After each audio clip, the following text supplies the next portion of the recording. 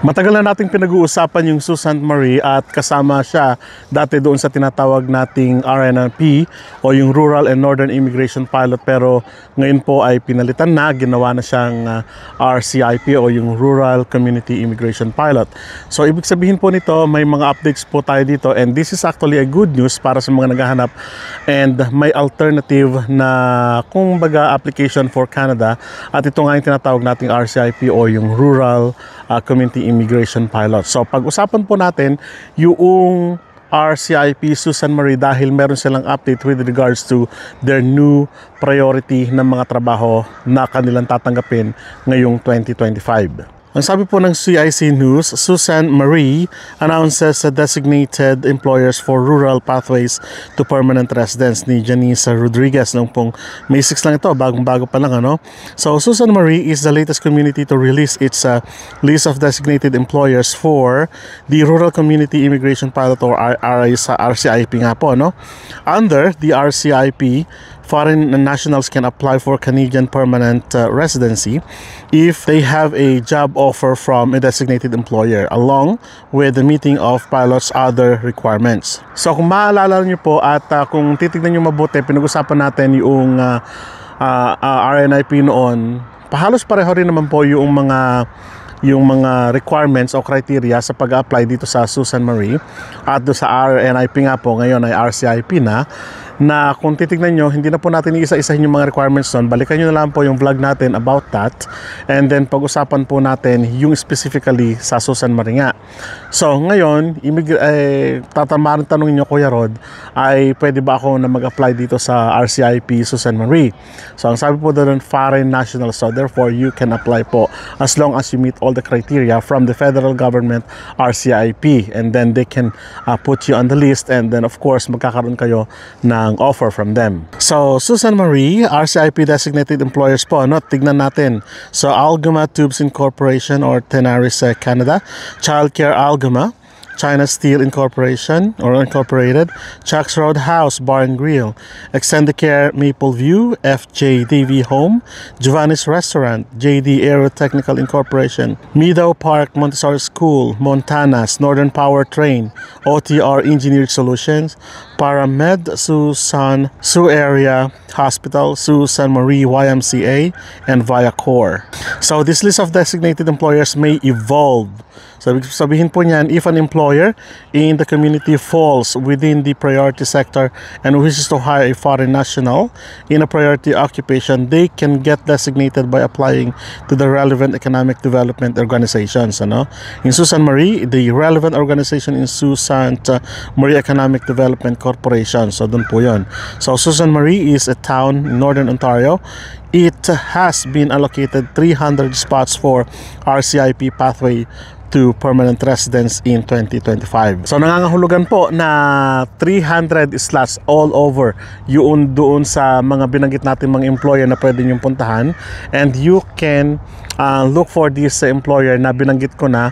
So i-flash na lang po o kaya i-post nyo na lang po kung sino-sino yung mga employers na yun, and then you can file, you can apply for the application doon sa pinag-usapan na natin o doon sa, and then you can apply or you can post.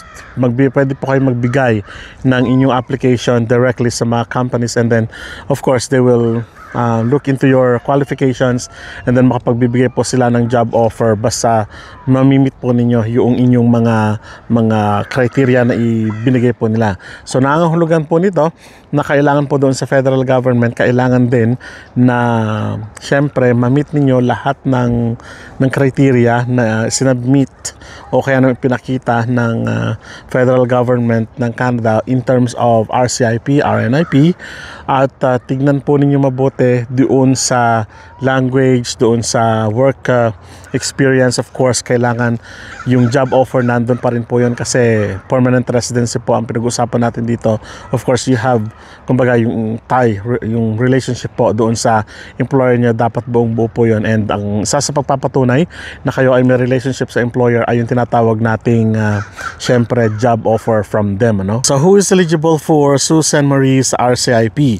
So the RCIP is an employer-focused pathway to permanent residency, which means that foreign work need a job offer from a designated employer to be eligible. Employers can get designated if they fall within a priority sector and are approved by an economic development organization. So nangangahulugan po dito na hindi lahat ng trabaho dito sa Susan Marie ay pwede niyong applyan. Yun lang po nasa economic organization o development organization. Kung nandoon po yung mga trabaho ninyo na prioritize nila o priority ngayon ng Susan Marie, ibig sabihin yun lang po ang kanilang tatanggapin. So, paano naman ako, Kuya Rod, ganito. So, babalikan po ninyo yung priority na trabaho ng Susan Marie. Kuya Rod, nasa abroad pa ako. Again, ang sagot po sa inyo dyan, balikan nyo po yung trabaho na ipinost ng Susan Marie. Kung nandun po yung inyong trabaho and sa tingin ninyo ay qualified kayo at sa tingin ninyo ay pwede kayo mag-apply doon sa trabaho na yon, why not, di po ba? Kuya Rod, pwede ba ako mag-cross country? Again, babalikan ko na naman po kung yung trabaho ninyo na gustong i-apply ay nandun sa kanilang listahan ng priority sa kasalukuyan, you can apply for that job po, no? So, Susan Marie's priority sectors are, number 1 po, education, law, and social community and government services, health, manufacturing and utilities, sales and services, and trades and transport, ano? So yun na yung mga trabaho na pwede nyong applyan.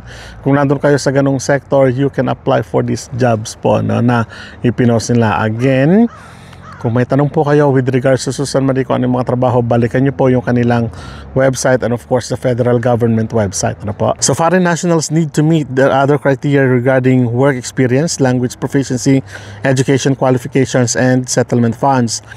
Foreign nationals who meet all the requirements, including having a job offer and community recommendations, can apply directly to the federal government for Canadian permanent residence. As a time of writing, Timmins and Thunder Bay are some other communities participating in the RCIP that have revealed their list of designated employers for the RCIP. Again, this is a good news dahil hindi lang po Susan Marie ang nag-post ng kanilang mga bagong trabaho sa kasalukuyan, kundi ang Timmins and the Thunder Bay. So, subukan nyo po yung mga cities na yon and municipalities na yon at they will post din po yung mga trabaho na priority naman nila. So, kung titignan po natin mabuti, this is a good news dahil although hindi naman po ganun karami yung trabaho na kanilang ipinopost, sabi nga natin sa Susan Marie, only 300. Pero malay po natin, di po ba baka dito na po yung good shot ninyo o natin para makarating dito sa Canada. So, subukan nyo po yung ibang mga towns and municipalities na nakiparticipate sa RCIP ngayong 2025 and you can apply for that. Lalong-lalo na kung alam po ninyo na yung qualifications ninyo, criteria, yung work experience ninyo, education, lahat-lahat na po. Kung mataas yung score ninyo, na alam ninyo, subukan po ninyo na mag-apply doon sa mga iba't ibang municipalities who are nagbibigay ng job offer for this particular program. So maraming salamat at kita-kita po tayo sa mga susunod na vlog. Hanggang sa muli po, paalam.